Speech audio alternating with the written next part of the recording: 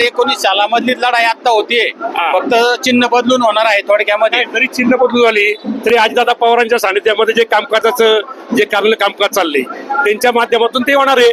आता आमच्याकडे दिलीपराव अण्णा मोहिते पाटील त्यामुळे आम्ही अण्णांच्या माध्यमातून सगळी काम करणारी मंडळी. त्यामुळे अण्णा सांगतील त्याप्रमाणे मोहिते पाटील सांगतील त्याप्रमाणे आम्ही कामकाज करणार. दिलीप अण्णांनी तर विरोध केला होता खासदारांच्या जरी प्रवेशाला. केलं तरी पण हे बघा तात्विक विरोध असतो. हा काही कायमचा विरोध नसतो. राजकारण तात्विक असतं, मित्रपणाचं असतं.